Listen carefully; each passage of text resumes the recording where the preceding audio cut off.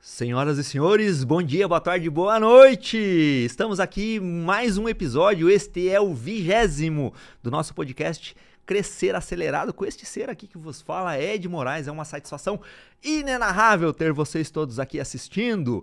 Nós começamos a temporada de 2024 com o pé direito. Eu sempre trago convidados realmente fora da curva para poder agregar para todos nós, para eu aprender, para que vocês também possam aprender e crescer com esses convidados. E hoje não é diferente. Eu trago aqui, senhoras e senhores, um cara que é muito fora da curva. Um dos caras mais conectados desse país. Consultor, mentor de empresários, empresário, investidor anjo. O cara tá no Brasil inteiro, conhece Deus e o mundo e está aqui para conversar conosco. Senhoras e senhores, Daniel Scott. Satisfação imensa ter você aqui, Scott. Tamo junto, um prazer estar aqui com vocês. E para quem está assistindo, continue assistindo até o final, porque esse podcast a gente vai falar sobre muita coisa que... Não vou dar spoiler não, então continue assistindo. É isso aí. Já aproveita, ó, segue aqui embaixo na descrição do vídeo aqui. Tem todos os canais para se conectar com o Daniel, lá Instagram, Twitter, no LinkedIn, absolutamente todos os contatos lá para você segui-lo, porque todos os dias ele posta coisas espetaculares lá que nos ajudam, que nos incentivam, que nos fazem crescer. Então segue lá, não deixa de seguir e aproveita e se inscreve aqui no canal, né? Manda isso para outras pessoas que você acha que possam se beneficiar e crescer e aprender com isso que a gente está falando aqui. Deixa eu te interromper aí, porque as pessoas, elas acham que ninguém lê os comentários, né? Então elas acabam não comentando porque elas acham que a gente não tá ligado. Uhum. Então, você que está assistindo, coloca nos comentários de onde você é, o seu negócio, ou com que você trabalha, o setor, agronegócio, serviço, indústria, porque isso ajuda a você procurar novos convidados e também orientar as próximas conversas, né? Sensacional! Então escreve aí, não importa de onde você é, o que você faz, escreve aí pra gente poder saber como que você se conectou aqui com a gente. Vamos lá, Scott. Você atua hoje como consultor e como mentor de empresários, né? Mas você é um cara super jovem. Quantos anos você tem? Eu tenho 35 anos, mas socialmente eu falo que eu tenho 33. É um garoto, é um garoto. Você está em empresas do Brasil inteiro, né? A gente sempre ouve falar, todo mundo fala, né, que empreender no Brasil é para maluco, né? Uhum. O que você encontra Brasil afora aí nas empresas de dificuldades dos empresários aí para tocar os seus negócios? O que eu mais tenho visto... É óbvio que eu acabo pegando um viés ali, porque pelos conteúdos que eu produzo, eu acabo pegando determinados problemas que às vezes outros consultores vão pegar mais. Mas para mim hoje o que tem mais surgido de desafio é contratar gente, né? Mão de obra talvez seja o maior problema de empresários hoje, dificuldade. E todo mundo acha que é só ele que tem essa dificuldade, né? A minha área é muito difícil de encontrar pessoas. Cara, essa é a coisa que eu mais ouço. Meu setor é específico. Meu setor tem um problema aqui que nenhum outro tem. Sim. É o que eu mais ouço. Então, contratar... dificuldade de escala de negócios. Então, você chega num platô ali, num patamar de faturamento que você não consegue passar. Vendas, né? Óbvio, todo mundo quer vender mais. E aí até um tema que a gente pode aprofundar depois. E motivação de equipe. Aí começa a ter outros problemas mais... motivação de equipe. Assim, coisa de adaptação para novos mercados, né? Hoje o mundo muda cada vez mais rápido. Então, tudo relacionado à gestão, processos, projetos, financeiro, acaba sendo problemas em comum. Agora, dentro disso que você falou aí da questão de gestão de pessoas, de contratar pessoas, eu tenho um cliente onde a gente estava conversando esses dias, que pela primeira vez na história, a gente tem 5 gerações distintas dentro da mesma empresa. Né? Os baby boomers, os X, os millennials, os Z e agora a molecada que está chegando com 14 anos de idade para... O cliente aqui de Santa Catarina? Cliente aqui de Santa Catarina. Porque aqui tem umas empresas que tem funcionário... Fico vendo notícia, tipo, funcionário mais velho do mundo. É isso, é em Brusque, aqui do lado. Aqui tem um cara que está na mesma empresa há Eu posso estar falando há mais de 70 anos na mesma empresa. Começou com 14 anos, hoje ele está com 90 e tantos anos de idade e ele continua trabalhando, ativo. Está no Guinness Book, eu acho que é a pessoa mais velha trabalhando na mesma empresa e por mais tempo no mundo inteiro. É um negócio espetacular. Mas as dificuldades que a gente começa a ver agora até, sei lá, 20, 30 anos atrás, as pessoas entravam nas empresas para trabalhar, fazer uma carreira, crescer lá dentro e tal. E as pessoas eram mais, digamos, entre aspas, comprometidas com o seu trabalho, faziam o que precisava ser feito. E o mundo hoje se transformou de maneira tal e tão rápido que as empresas não estão conseguindo absorver e entender o que essas novas gerações trazem para dentro, o que as motiva, o que faz elas ficarem dentro dos negócios, e você tem uns conflitos gigantes de gerações dentro dos negócios. Como é que você vê isso dentro das empresas e no Brasil para o futuro? Tem vários aspectos, né? Se você analisa o turnover de empresas americanas, especialmente tecnologia, você vê que a média ali é 3, 4. O cara que fica 5 anos na mesma empresa já é muito. E eu achava que era mais uma questão de, o cara tá na empresa muito exigente, muito trabalho, isso cansa e tal. Mas aí depois, conversando com algumas empresas, eu comecei a entender que isso é meio por design, né? Feito para ser assim. Porque você chega a um ponto ali do funcionário que ele começa a evoluir, você não consegue transformar todo mundo em sênior, você não consegue promover todo mundo a diretor, gerente e tal. E aí você tem que deixar algumas pessoas por questões legais, né? Especialmente no Brasil, que você tem que é o paraíso trabalhista, né? Mas não é tanto assim que funciona na realidade. Especialmente aqui você não consegue demitir o cara tão fácil, você tem uma série de requisitos que você precisa dar pro cara. Então, quanto mais sênior ele vai ficando, pior vai ficando para a empresa, mais caro vai ficando esse passivo trabalhista para a empresa. Então, é interessante para a empresa fazer essa... Sai de uma empresa para outra, da outra vai para essa empresa, e assim a roda gira. Então, tem esse ponto. Tem o ponto do jovem também, que ele hoje tem mais acesso a mídias, né? Rede social, ele vê todo mundo viajando ali, ele pensa, eu quero essa vida também, não quero ficar que nem meu pai, ficar 20, 30 anos na mesma empresa e com a mesma rotina, a mesma vida e tal. Isso é desagradável pro cara. Tem outros aspectos também, né? De próprio trabalho, de carreira. O que eu falo para muita gente é o seguinte, eu tenho 35, você que tem 30, 20, 25 anos, você vai viver bem, assim, com uma cabeça até uns 80. Sim. Pelo menos até os 80, depois... então você vai trabalhar até 60, 70 anos. Então você vai ter mais 30 anos de trabalho aí, sua carreira vai se reinventar muitas vezes ao longo da vida. Então você precisa aprender novas habilidades, novas ferramentas. Talvez o que você vai trabalhar daqui a 10 anos não exista hoje, né? Sim. E as empresas, você vê que elas estão preparadas para esses desafios dessas rotatividades nesse sentido, para acolher essas pessoas e fazê-las produtivas dentro dos seus negócios ou não? Empresas grandes, né, multinacionais, empresas...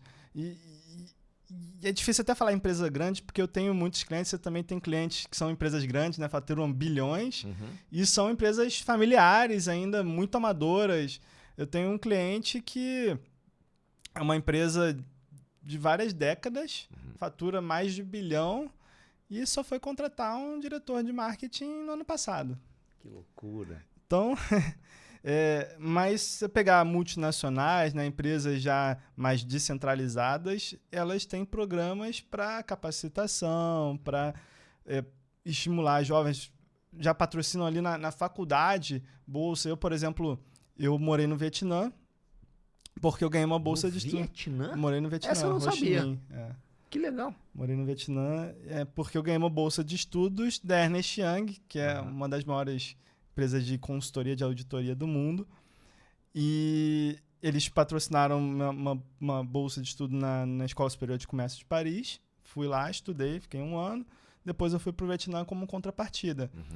Então, é uma forma da empresa ela treinar o jovem antes dele chegar no mercado de trabalho para que ele vá se educando.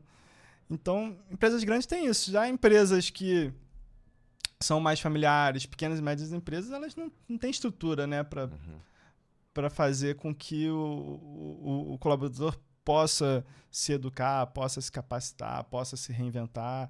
É difícil julgar, né? A gente gosta muito de apontar um culpado, mas é difícil. O que é essa experiência para você, que você relatou aí de ter morado no Vietnã e estudado em Paris, no caso, né?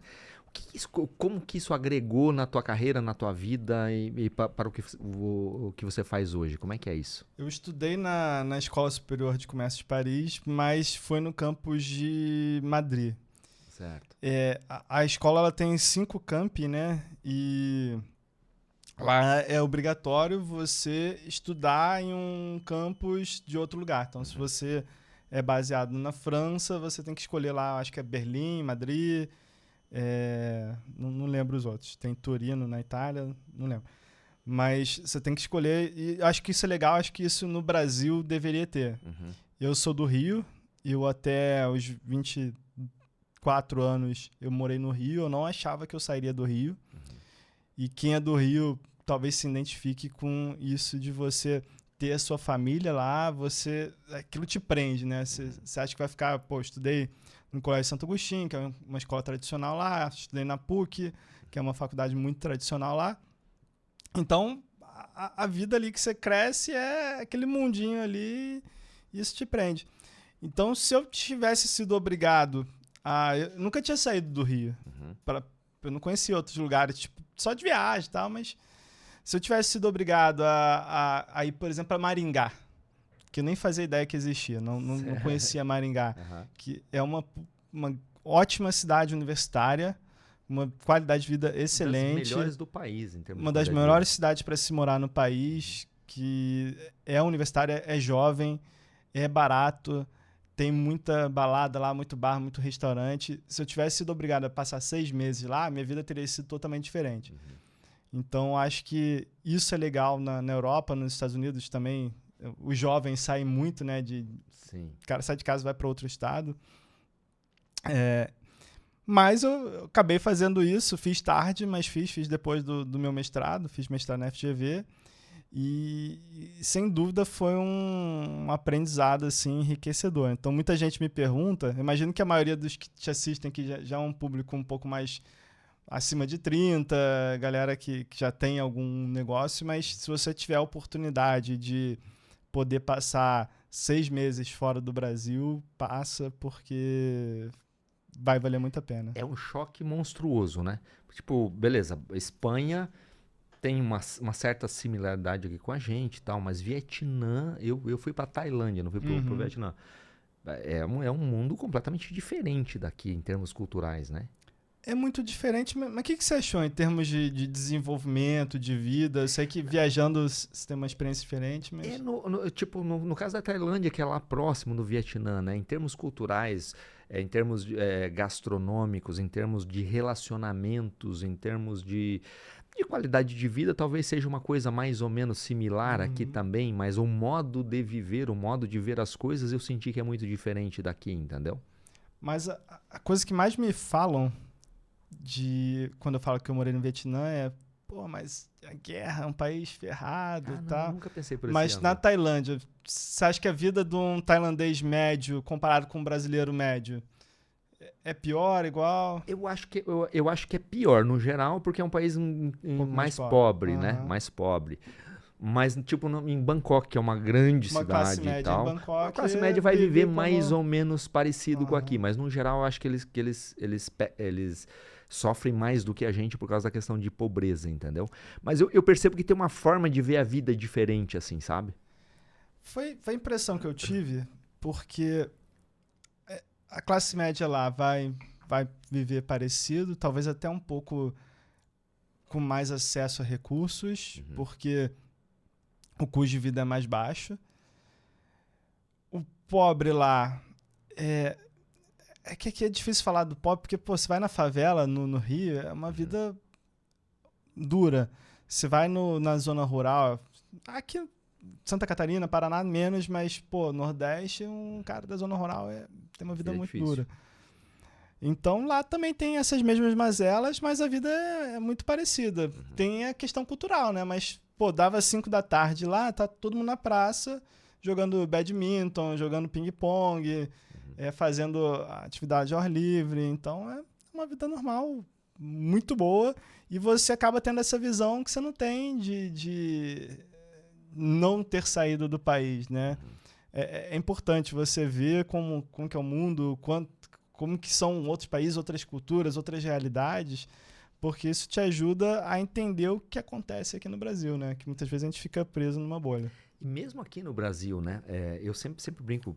Tem um cliente mais jovem aí que reclamava de muitas coisas, das dificuldades de estar aqui em Balneário Camboriú, empreendendo aqui e tal. E eu falei assim, cara, você não tem muita noção da realidade do próprio país. Se você for pro interior do Nordeste, pro sertãozão do Nordeste, pro interior do norte do país, e mesmo no interior de Minas Gerais, tem uma pobreza absurda, gigante e tal, né? As pessoas levam uma vida muito dura. A gente fica preso numa bolha aqui e acha que não existe isso, mas existe dentro do nosso país um nível de pobreza muito grande, né?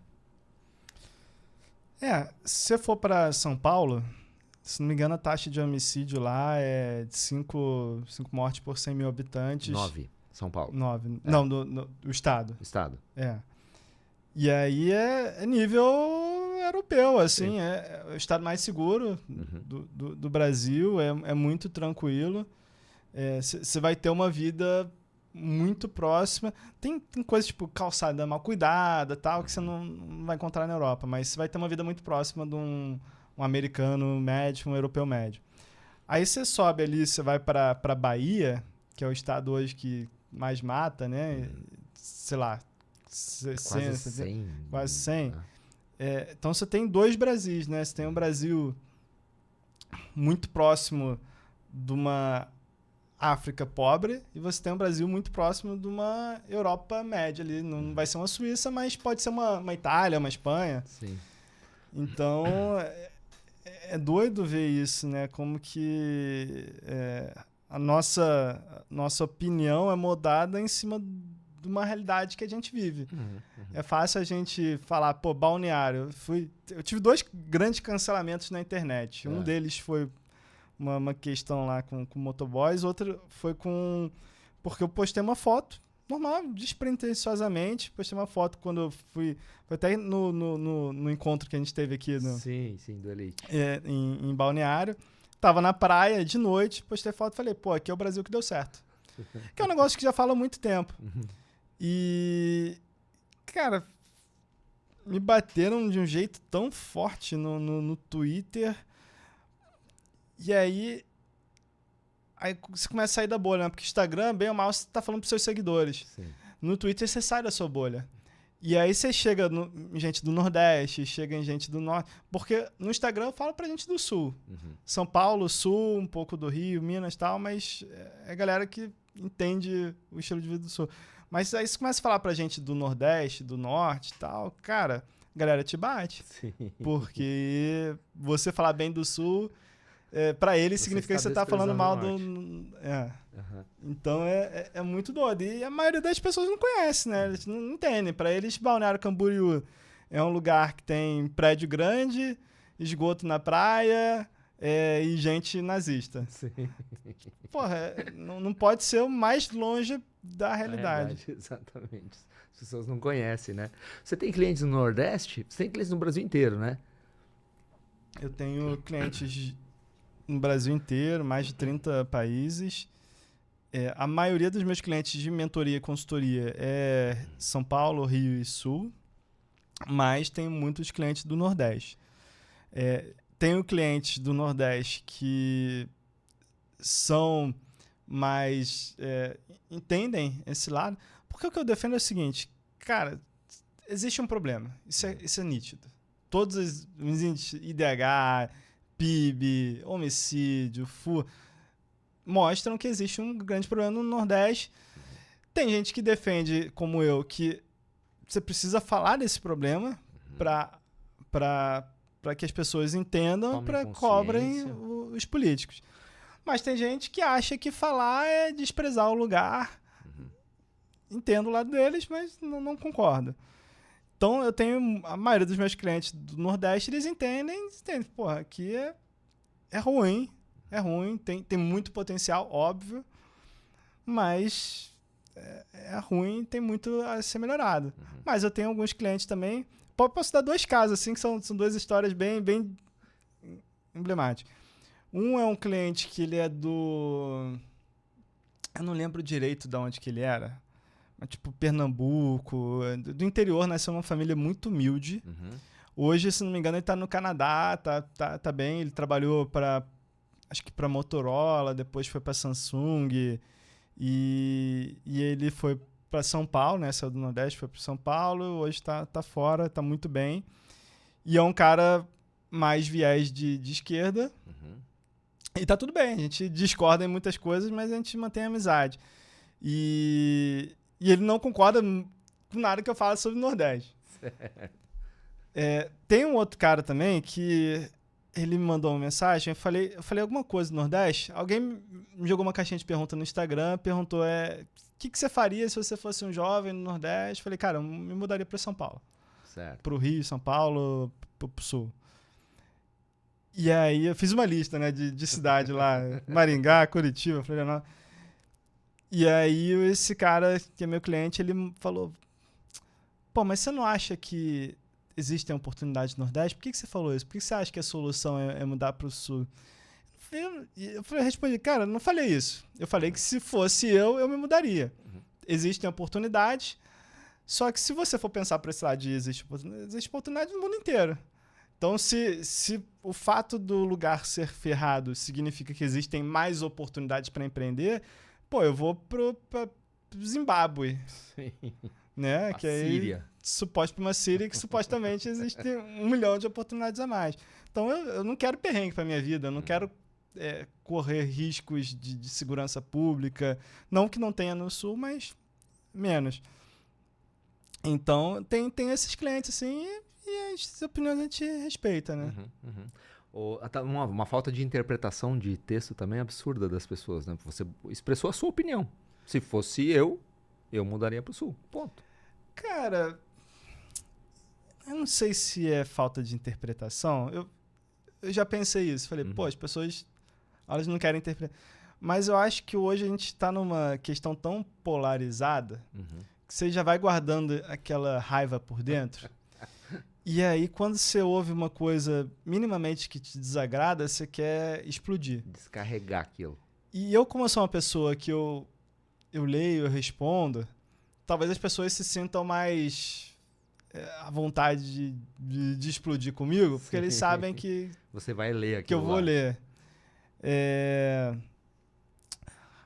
Mas assim...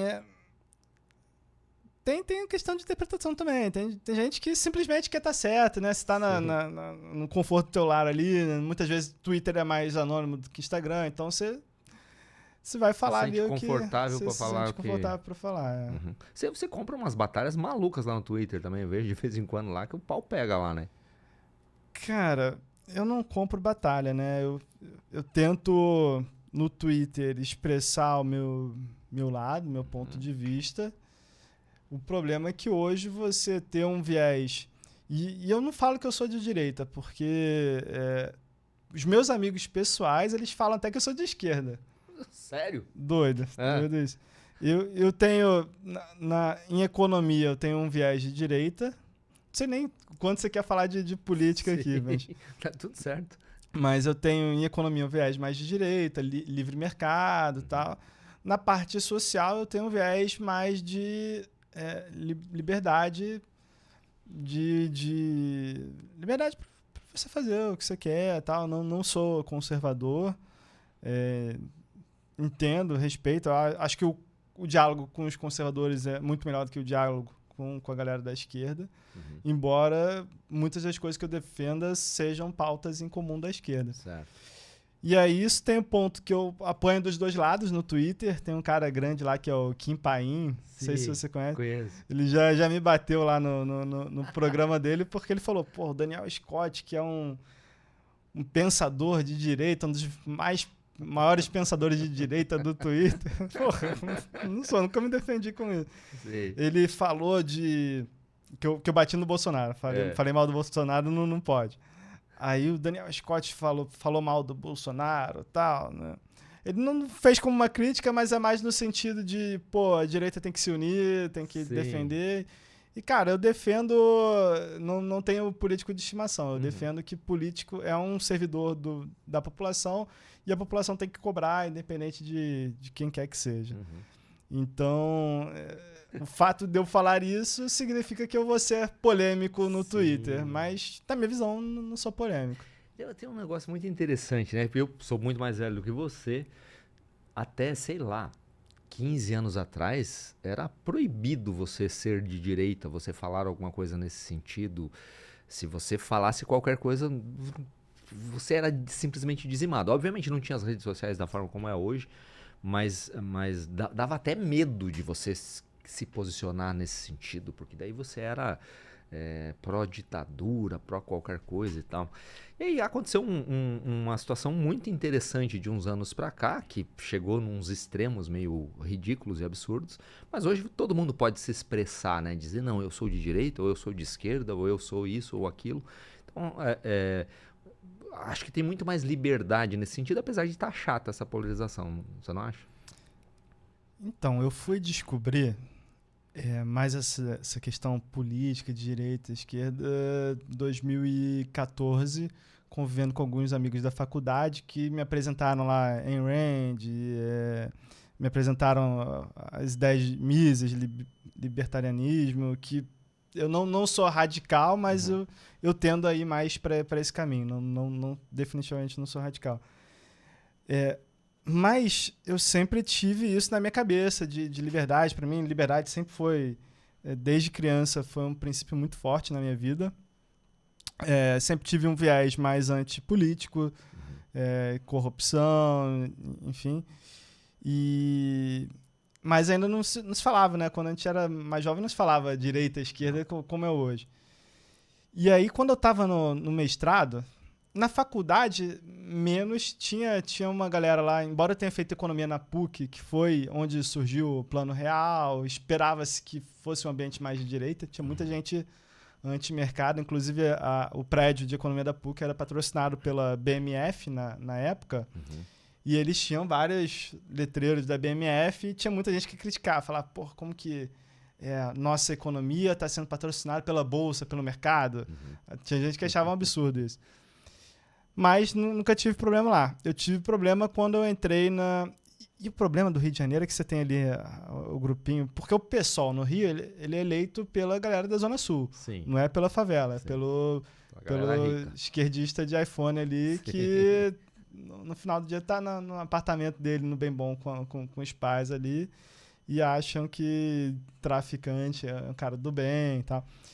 Mas o problema maior eu tive no mestrado. Porque no mestrado eu não fiz com gente do Rio de Janeiro, fiz com gente... Todo mundo era de fora ali.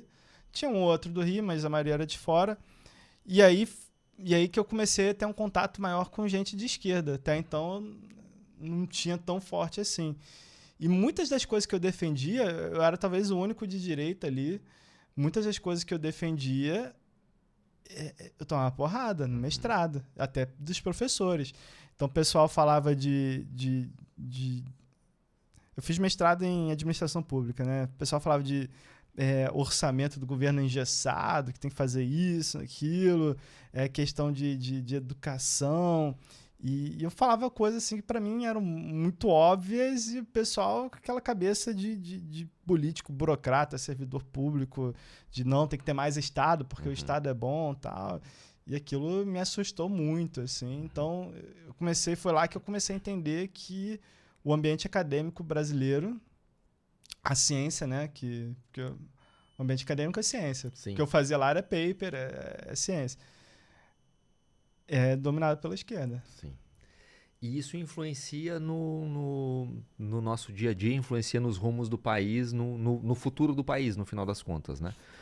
Porque influencia a forma como as empresas são conduzidas, a forma como as empresas são massacradas, às vezes, pelo poder público, pelas leis ridículas, absurdas e tal, né? Tem uma influência direta nisso no pensamento geral, né? Tem uma influência direta. E assim, também o objetivo aqui é a gente não seguir nesse lado político, então também não vou falar muito, mas só para conduzir, para a gente voltar para a questão das empresas, hoje está tudo muito ideológico. Uhum. Então você vê, por exemplo, a questão das vacinas, que até o governo atual, as pessoas falavam que o governo não defendia vacina e tal. Aí você tá vendo hoje a mesma coisa que vacina da dengue. Sim. Tava ouvindo no rádio vindo para cá que são 19 mil casos de dengue no Paraná. É o estado que mais tem dengue. Uhum. Tem gente morrendo, tem gente da minha família que pegou dengue, ficou muito mal. E aí você vê que o governo não está mandando vacina o governo federal não está mandando vacina para o governo estadual, até porque são partidos diferentes. Então, essa questão ideológica mata, é ruim, é grave, a gente precisa acabar com isso, a gente precisa... vacina, por exemplo, é um caso que deveria ser inquestionável, independente da sua corrente política, e deveria ser defendido que mais pessoas sejam vacinadas. Uhum. Mas aí, voltando para o lado das empresas, essa ideologia impacta as empresas. Uhum. Porque acaba ficando uma guerra de empresário ser mocinho ou bandido. Sim.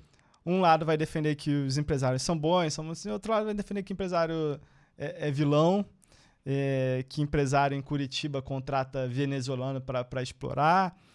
Então, não é 8 nem 80. Você tem, sim, empresários que fazem coisas erradas, assim como você tem políticos, assim como você tem em qualquer setor da sociedade, mas você provavelmente vai concordar comigo, a maioria dos empresários está preocupado primordialmente com a sua família e com seus funcionários. Em segundo plano, com seus clientes, seus fornecedores. Em terceiro plano, com a sociedade que eles vivem. Perfeito. Esse ambiente todo que a gente está falando aí de política que influencia na vida das empresas e tal, tem um dado do Sebrae que diz que 84% das empresas morrem em até 10 anos. 84%. Eu não sei como é que são esses números mundo afora e tal, esses são números do Brasil. 50 e tantos por cento morrem até 5 anos e o restante morrem até 10 anos. Isso também, obviamente, tem uma influência direta dessa questão que a gente estava falando de política que influencia nas leis que a gente tem por aí e tal. Agora, o que a gente pode fazer para diminuir essa mortandade absurda de empresa? Nós somos um país que a esmagadora maioria das empresas são micro e pequenas empresas, né? Acho que 70 e tantos por cento são micro e pequenas empresas. O que a gente pode fazer para diminuir essa mortalidade absurda de empresas? Como serviço público, existem milhões de coisas que podem ser feitas, como reduzir burocracia, reduzir impostos, né? Ou pelo menos facilitar o pagamento. Porque o problema não é nem... Se fosse, o imposto é 50%, mas é só 50% que você vai pagar. Uhum. O problema é que você não sabe, se tem uma construtora, você não sabe que tipo de imposto você tem que pagar. Você tem que contratar uma consultoria para te ensinar que tipo de imposto. Às vezes a consultoria não vai saber fazer porque muda de cidade para cidade. O Brasil hoje é o país que mais tempo se demora para apurar impostos. Para apurar impostos. Não é nem tipo para juntar dinheiro para pagar, não. É para entender que impostos você precisa pagar. E é tipo o dobro do segundo, que é a Arábia Saudita, e 4 vezes mais o terceiro, que, se não me engano, é a Argentina. Então, a burocracia é muito grande, a carga tributária é alta, e você tem coisas que aí vai escalonando. Por exemplo, eu fiz até um post outro dia falando o seguinte, eu gasto hoje uns R$3.000 por mês em ferramentas de gestão. RP, CRM, software de gestão que a gente usa muito, o Notion, você tem software de edição de vídeo, caramba. E aí você pensa que praticamente todos são em dólar e só nisso você paga 6% de IOF. Uhum. Então você imagina que uma empresa brasileira ela não consegue contratar um software de gestão. Aqui tem vários RPs que são muito bons, CRM são muito bons, mas, por exemplo, eu quero usar um Notion para gestão, não tem equivalente no Brasil. Uhum. E aí a empresa não consegue contratar porque é caro. Uhum. porque você tem um imposto alto, você tem já uma moeda que é fraca. Então, isso dificulta muito a gestão. Aí o cara tem que ficar refém ali do caderninho de padeiro dele e tal. Então, acho que como lado público você tem isso. E aí você tem a questão do empresário também, né? Como você falou, tem muita empresa familiar aqui no Brasil. As empresas elas não são descentralizadas. E aí isso faz com que... Essa é uma dor que aparece para muitos clientes meus, imagino para você seja igual, de empresa familiar. Sim. O avô é o dono, aí o filho já tem uma visão mais modernista, só que não consegue implementar. Então, é difícil você implementar a gestão numa empresa em que a decisão é centralizada e essa decisão não quer. Ele fala que está fazendo há 20, 30 anos a mesma coisa, está funcionando, então não vai mudar. E aí é difícil. Em gestão, os negócios... Você pode até ter um crescimento durante um tempo, mas no longo prazo é muito difícil sustentar. Eu atendo muitas pequenas empresas. O que eu observo, vê se você concorda comigo, o cara é um eletricista. E aí ele está lá como funcionário de alguma coisa, como autônomo e tal, e ele vê uma oportunidade de agregar mais pessoas e criar um negócio a partir dali. E o negócio começa a andar de alguma forma e tal. E aí ele contrata 2, 3, 5, 10, 12, 15 pessoas às vezes. E aí passa-se um tempo, 1 ano, 2 anos, 3 anos, mas o cara que montou aquela empresa, ele continua sendo um bom eletricista. Ele não se desenvolve na parte de gestão de pessoas, de entender o financeiro, de entender as questões de contabilidade, do que ele pode fazer ali para melhorar. Não pensa em estratégias, ele simplesmente vai fazendo de acordo com o que tem ali na frente dele, não sai muito da operação, continua na operação. Só que quando ele se dá conta do que está acontecendo, a empresa já está à beira da morte, porque ele teve que pegar um empréstimo, não sei o quê, porque alguma coisa deu errado e tal. E aí ele quebra no meio do caminho por não ter entendido, não ter ido buscar informação acerca de gestão. Você se depara com esse tipo de coisa também ou não? Muito, muito. O que eu sempre falo é o seguinte, não é porque você é um bom médico que você vai ser um bom dono de hospital, não é porque você é um bom advogado você vai ser um bom dono de escritório de advocacia. Então, conhecimento técnico não traduz em conhecimento conceitual para se gerir um negócio. E aí, o que vale para empreendedor, vale também para quem não empreende, segue uma carreira. Existem 3 níveis de conhecimento, que é o conhecimento... Você tem o conhecimento técnico, que é essa habilidade, né? Soft skill, habilidade técnica, como você falou, eletricista, ele pode ser o melhor eletricista do mundo, entender tudo de fio e tal. Esse é um conhecimento técnico. Aí você tem um conhecimento social, que tem a ver com habilidade de liderança, de networking, de gestão de pessoas. E você tem o conhecimento conceitual, que é um conhecimento da empresa como um todo. Então, você entender no seu cargo, independente de qual seja, como que isso impacta o cliente. Como que isso impacta o fornecedor? Quem são os fornecedores? O que eles fazem? Como eles fazem? Como que é feita a gestão da empresa? Como que a empresa conecta as áreas? Como que a gente pode trabalhar para não ter loop nas áreas ou não ter gargalos de processos? Tudo isso, tudo relacionado à gestão é um conhecimento conceitual. E para você avançar na sua carreira, assim como para você avançar na sua empresa, você tem que ter mais conhecimento social e conceitual do que conhecimento técnico. E muita gente não enxerga isso. Então, quando você vê um funcionário falando, pô, meu chefe é burro, porque ele não sabe usar esse software aqui que eu sei, ele não sabe programar como eu sei, ele não sabe mexer no SAP, não sabe... Não, o burro é você, porque você não está entendendo que enquanto você for o melhor do SAP, ninguém vai querer te tirar dessa função. Perfeito. Você não vai ser chefe. O teu chefe, ele é chefe porque ele sabe liderar a equipe, ele sabe se relacionar, ele sabe entender o que a empresa precisa, ele pode não saber usar o SAP, o sistema que seja, a ferramenta que seja. Sim. Mas quem sabe é um profissional júnior, que é o cara do conhecimento técnico.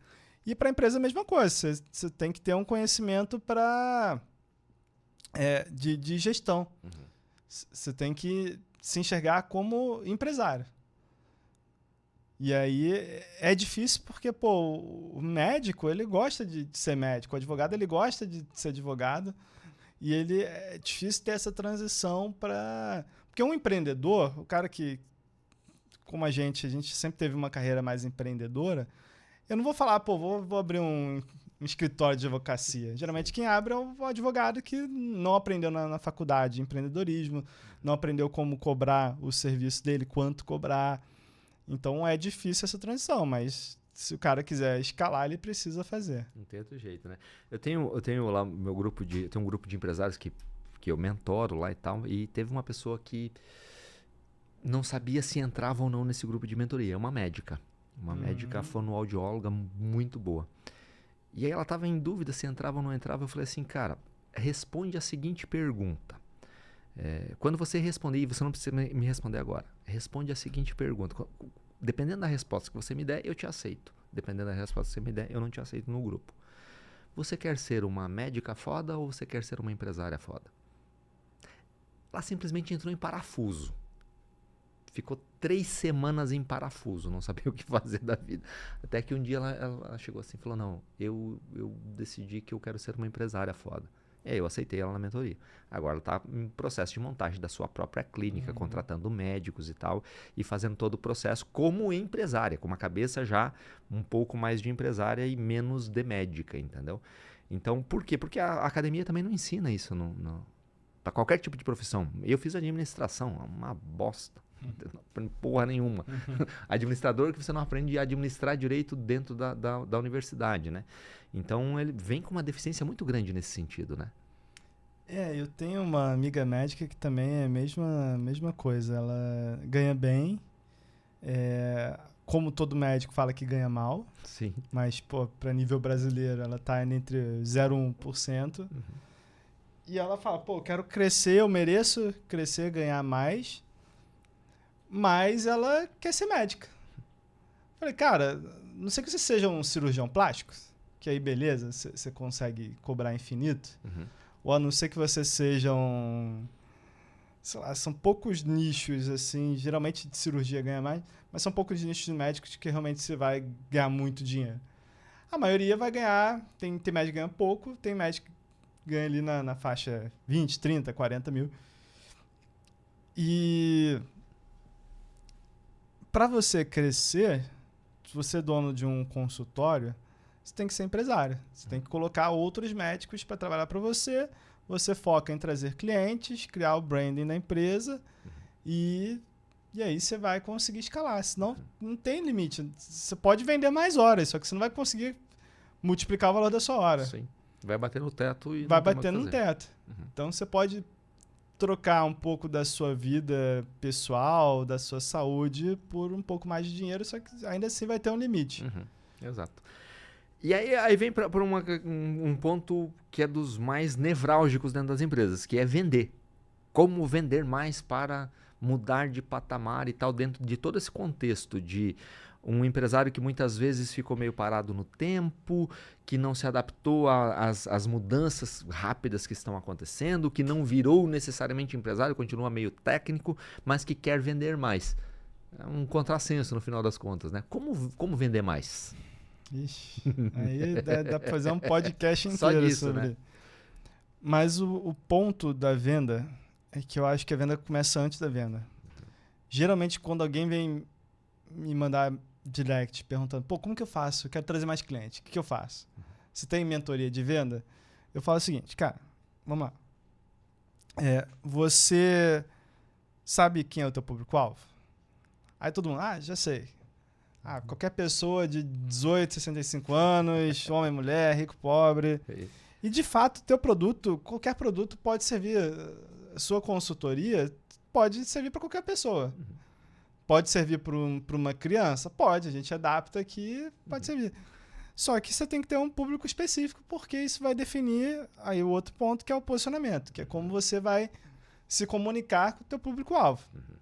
Se você não tem muito claro para quem você está vendendo, você vai se comunicar de forma mais genérica e isso vai fazer com que as pessoas não entendam o que você está vendendo e não entendam que o seu produto é para elas. E aí você tem também a questão dos canais de distribuição, que é onde você vai atingir o seu cliente. Como que você está? Se você entende quem é o seu cliente, você começa a entender coisas sobre ele, como, por exemplo, onde ele está. Então, pegar um caso de uma seguidora que veio... Ela vendia... Não lembro se era contabilidade ou marketing. Ela vendia numa cidade do interior, ela vendia algum serviço para empresário. E aí eu falei, pô, quem que é teu cliente? Qualquer empresa pode ser cliente. Falei, beleza, qualquer empresa pode ser cliente. Mas a dúvida que vai surgir para você é o seguinte. O cara que tem uma loja de construção vai perguntar, pô, você tem experiência na loja de construção? Você vai falar, não. O cara que tem supermercado vai perguntar, você tem experiência no supermercado? Você vai falar, não. Então, é mais interessante você nichar. Você focar, vou atender varejo, vou atender só supermercado aqui da cidade. E aí você fica muito mais claro entender. E aí, depois que você entende isso, você vai pensar, onde que o dono do supermercado está? Onde que o dono da loja de construção está? Onde que o dono dos escritórios de contabilidade está? Será que ele está frequentando determinado clube? Se é um cara com mais dinheiro, ele vai estar no clube da cidade. Ou ele vai estar no restaurante bom da cidade. Então, será que eu não posso fazer uma parceria ali, de repente patrocinar os guardanapos do restaurante com a minha marca para divulgar? Será que eu não posso frequentar o clube e conversar? Então, esse que é o ponto. Você precisa entender. Porque depois, aí tem a questão da venda em si, né? Que você pode ter roteiros de venda, processo, CRM e tal, mas só de você já entender para quem está vendendo já ajuda demais. Vou fazer um parênteses aqui. Você que tá vendo nesse momento aqui, volta esse vídeo aqui, 2, 3, 4, 5 minutos atrás, e presta atenção na aula que nós recebemos aqui com relação a essa questão de vendas. Todos nós queremos vender mais. Mas o Daniel deu pra gente aqui o roteiro antes de vender, do que fazer para que a gente seja muito mais assertivo na questão de venda. Então, volta para trás, assiste de novo, encaminhe isso para as pessoas, porque isso daqui é uma aula que pode mudar o teu negócio a partir de agora. Aproveite, segue o Daniel lá, se inscreve no canal, manda para as outras pessoas que podem aprender aqui, mas, de novo, insisto, volta e assiste esses últimos 5 minutos aqui, porque isso daqui é uma aula que não tem preço. Vamos fazer melhor? Depois de você voltar, assiste mais uma vez lá 2, 3 minutinhos atrás. E aí depois de você voltar, para também não ficar... Não sei onde você está assistindo, se está assistindo no carro, em casa e tal, na academia, mas anota... O que eu geralmente faço é mandar... Eu tenho um grupo meu no WhatsApp só comigo, que eu vou anotando minhas ideias. Então, anota em algum lugar, mapa da empatia. Isso aí transforma o meu negócio. Você joga no Google, mapa da empatia, vai encontrar lá uma imagem. E aí, no mapa da empatia, ele te ajuda a entender vários aspectos do seu cliente. Que é o que o seu cliente vê, quem influencia ele, onde ele frequenta, quais são as dores dele, as necessidades. Quando você começa a fazer essa pergunta para o seu cliente, você entende muitas coisas que ele precisa que talvez você nunca tenha feito ideia. Então, por exemplo, eu vejo gente que contrata influenciador. Tem o cara aqui da cidade o que fazer na cidade. O cara que toda cidade tem aquele cara que é um influenciador aqui. E aí você quer contratar, será que vale a pena contratar ou não? Aí você começa a pensar, será que esse cara influencia o meu cliente? Ou será que tem outro que tem menos seguidor, mas que influencia mais? Será que, de repente, a mulher popular ali da cidade, ou o cara popular, não influencia mais que esse cara que fala da cidade com um público genérico? Então, o mapa da empatia ajuda você a entender vários aspectos do seu cliente. Se você responder qual a dor do seu cliente, o que ele quer, a partir dessa dor, você vai costurar a sua venda em função dessa dor e não tentar empurrar o que você quer num cliente que não tem necessariamente essa dor que você acha que ele tem. Que espetacular isso, cara. Espetacular, porque isso é a metade do caminho, no final das contas, né? Você vai ser muito mais assertivo. Né? É o Simon Sinek, né? Comece pelo porquê. Então, ao invés de você começar vendendo o que você vende, né? Eu vendo isso. Você começa a entender o que o cliente quer e como que eu posso encaixar o meu produto naquilo que o cliente quer. Perfeito. Agora a gente já está chegando aqui no final aqui. Você tem centenas de clientes aí que você atendeu e tal.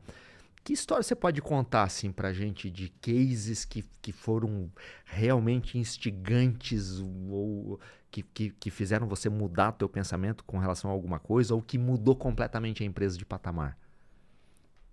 Cara, tem muito case. Pegar alguns exemplos mais recentes que estão mais frescos na memória. Tem uma construtora lá de Minas que contatou nossa consultoria e aí eles já faturam 20, 30 milhões, uma construtora grande, tem só 5 clientes. Então, são 5 clientes grandes, que é um risco do negócio, né? De você perde um cliente e você tá ferrado. Sim. Mas aí eles estavam com dificuldade na parte de eficiência operacional. Então, a gente fez o mapeamento dos custos, fez ali a curva ABC, viu que tinha de potencial. A gente descobriu uma coisa interessante. Eles tinham 16 veículos na frota e esses 16 veículos consumiam ali 40, 50 mil reais por mês de combustível, que era muito, porque os funcionários... Aí foi a primeira coisa, vamos entender por que está consumindo tanto? Isso é o benchmark, né? Você comparar os gastos com outros negócios e ver, pô, não é para estar gastando tanto combustível. Sim. E a gente viu que o funcionário ele usava o carro para uso pessoal, vai levar ali a patroa para a mulher, né, para o restaurante. O cara dorme no carro porque é quente, o carro tem ar-condicionado, a casa dele não tem. Certo. Então, a gente viu isso.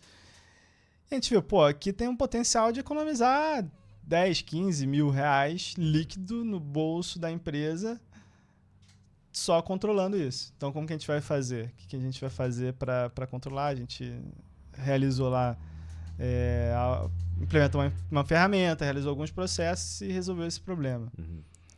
Então, tem muito caso assim. Teve uma empresa de logística que tinha, sei lá, 80 caminhões.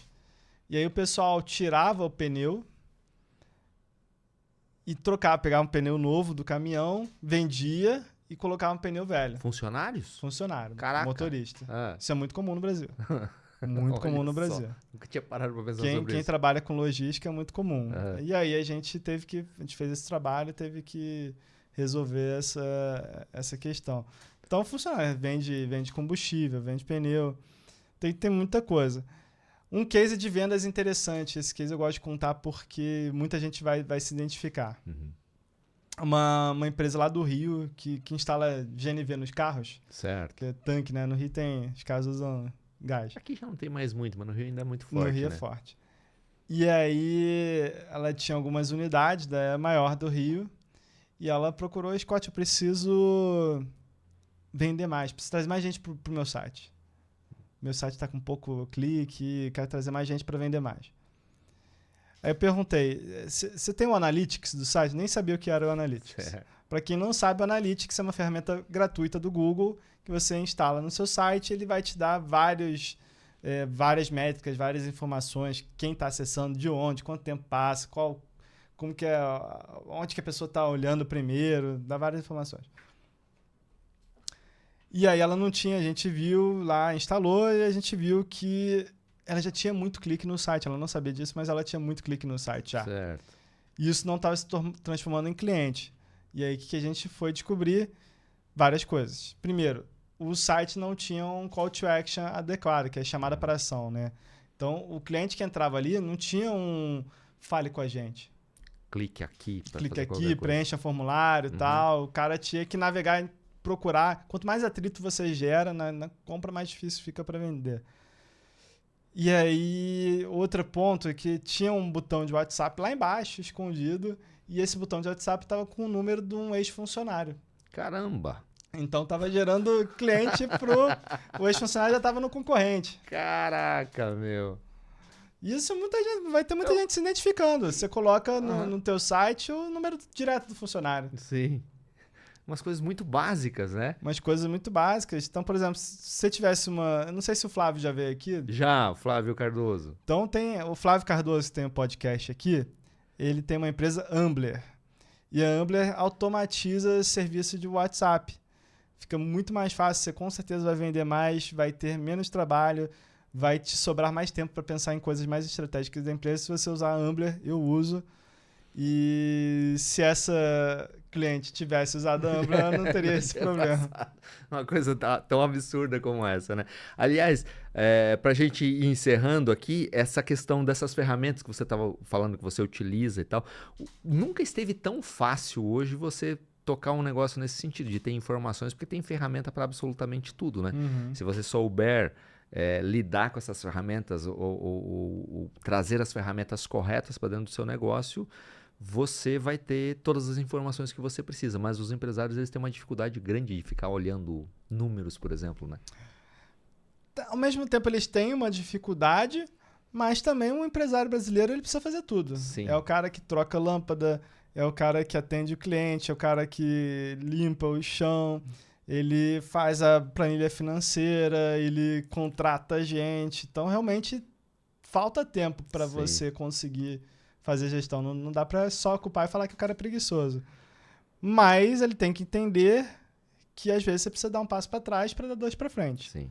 E gestão é isso. Gestão é chato, gestão é trabalhoso, gestão consome energia mental e vai ser custoso no curto prazo. Mas você implementando uma ferramenta boa de gestão, você implementando um processo legal, no longo prazo é a estratégia vencedora. Sensacional. Scott, eu não tenho palavras para te agradecer esse papo aqui. Eu tenho certeza absoluta que todo mundo que está assistindo, que assistiu isso daqui, aprendeu, como eu também aprendi demais com isso daqui, tá? É uma honra te receber aqui. Tamo junto. Obrigado, Espero voltar. Obrigado. Pessoal, sigam o Daniel ali nas redes sociais, que está aqui na descrição do vídeo. Aqui. Eu vou botar o link aqui da Ambler também para vocês darem uma olhada lá na questão do WhatsApp, que realmente é uma ferramenta espetacular, tá? Se inscrevam no canal, mandem para outras pessoas que vocês acham que possam se beneficiar, que possam aprender alguma coisa aqui. Escreve nos comentários aí de onde você está vendo, de onde você está assistindo. Eu vou interagir com todos vocês aqui, vou encaminhar para o Daniel, isso também vai ser muito importante para todos nós, tá bom? Gente, satisfação inenarrável estar com vocês. Bom dia, boa tarde, boa noite.